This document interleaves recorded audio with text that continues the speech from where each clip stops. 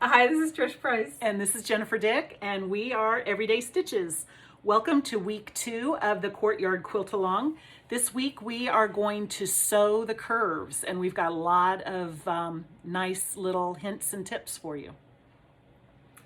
So the first tip, if you're doing the fat quarter scrappy layout, at least for me, I like the background arcs to be clustered together.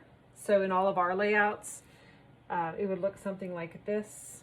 It gives it just a nice little bit of continuity, right, in a mass of confusion. Yes, so you have like controlled scrappiness. I like controlled scrappy.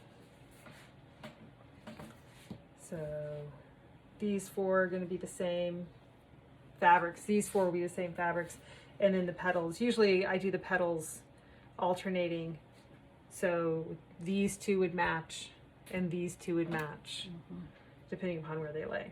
So as you're just sewing keep that in it, mind. right, as you're sewing it, if you're looking at this one block, you're like, oh my gosh, that looks unusual, to say the least. But just keep in mind that the whole is greater than the sum of its parts if you're doing the scrappy version. If you're doing another version, you'll know exactly how it's going to look. Right, right. And it's really, if you want these clusters, you just kind of have to keep that in mind as you're piecing together. Or you could do it totally scrappy. You could. And Yeah. throw caution to the wind. Yeah. That'd be fine too.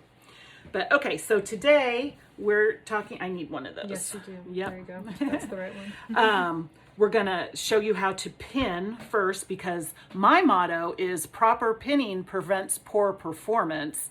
And I don't think Trish has a motto, so. I do. My motto is, okay, I'll use a pin if I'm curve piecing. If I have to, I'll do it. Okay, so first thing, pinning. You want to find the midpoints of all the pieces. And to do that, you just simply fold it in half. The main petal will already be creased just because of the way you folded it when you trimmed it. So that's already there. Well, I guess they all are. But for these, you want to finger press the opposite direction. So that'll help you line it up. So you just finger press right sides to right sides on those pieces. Okay, so now pinning, let's start with this one. So since those are folded in opposite directions, they just go together really nicely. I like to go ahead and pin the beginning and the ending to start with. You don't have to. You could do that at the sewing machine if you like. Now, everybody got this little piece of vinyl, 1/4 inch wide, in their pattern. You can put it in the templates. Oh, in the template pattern, or Set. template set. Yeah, thank you. You can put it on your sewing machine. You can use it like I use it. I have one on each, so you only got one. So if you want to just cut something 1/4 inch wide, just to have a go by. And what we're going to do is use that to get our perfect 1/4 inch for sewing. So one thing you have to remember is we're lining this up not only on that edge, but with the 1/4 inch. So there's 2 things going on there you got to pay attention to. And when you get to doing this, you will figure that out. So I'm lining that up edge to edge, and then you can see. And when you say edge, you're talking this these edge, edges. yeah, not this side, not this edge, but Right. this edge. So you get the seam allowance. So this edge, you're going to see it's just off just a smidge, just a little angle, just a smidge. But you can also see where it makes a V right at that 1/4 inch mark. So once you have that, And you'll see it more so when we go to do the other piece. There's a more defined V with the small piece. If you Right. don't see it here, you'll see it on the okay, so pin at the middle and at the end, and then just do the exact same thing at the beginning with your little strip. And that here, I think I'll turn that over just to get a little more contrast. Maybe that'll help you see. So I'm lining that up with the edge, this up with the edge. Everything's lined up. hand. I need so many things, Trish. Okay, again, it's just offset a skosh, so it makes a little V right there at that 1/4 inch. And then pin. Okay, so that is the big side, and you don't need to pin any other places. Okay, so now for the little side, same thing. You're going to match up in the middle since you pressed it the right way. Oh, I'm way off. There we go. My head's probably in there too. And pin. Okay, so over here, same thing. You're going to line it up. And believe me, after a while, that 1/4 of an inch thing just, it's like, it just happens. That's not quite a 1/4 of an inch. Okay, so there you can see it makes a V right there.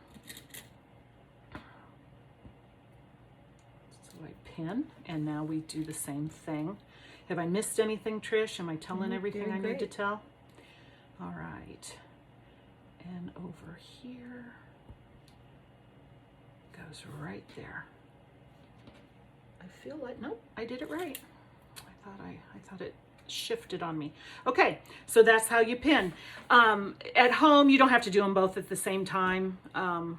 Just whatever you feel like doing. So now we will go sew. So now we are sewing.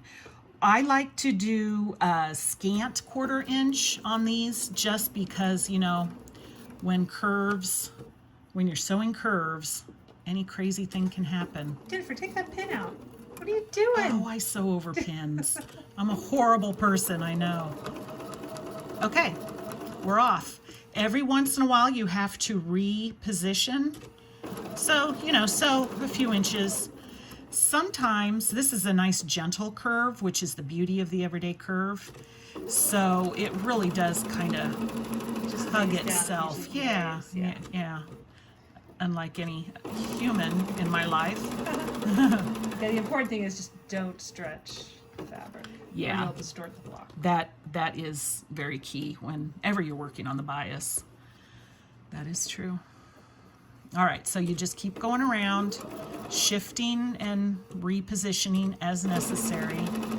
You'll get some pleats as you go, but as long as they're not in the seam allowance, it doesn't matter how pleated it is out here, as long as it's not in the seam allowance. And I don't know if you can tell from that angle, but I am using a scant 1/4 inch.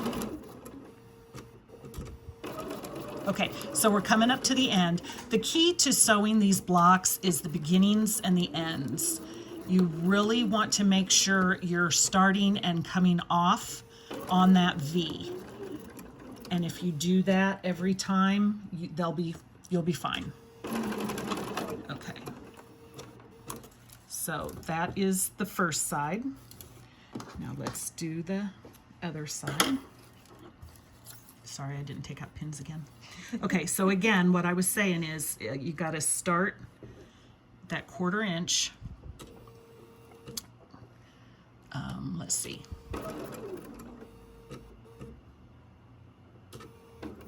And you can see I'm sewing right directly onto it.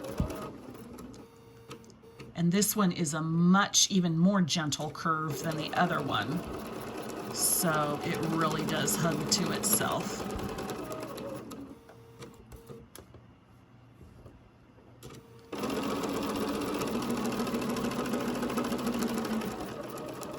And again on the end, go right off on that V.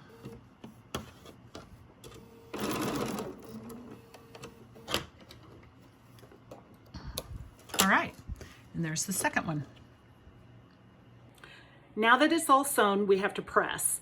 And a couple things about pressing. With these curves, it's nice to kind of finger press, not totally finger press, but kind of Encourage it. encourage it to go the right direction you want it to. And for these small little arcs, we want to press away or towards the arc, away from the petal. Now, when you get to this point and you see this, don't freak out and think that you didn't sew it correctly, because we trim that. So this side, I like to press under the arc towards the petal, because that gives you this nice seam allowance on both sides when you go to match up the blocks and sew them together. So again, just kind of encourage it to go in the right direction. And then I come back with the iron and press it.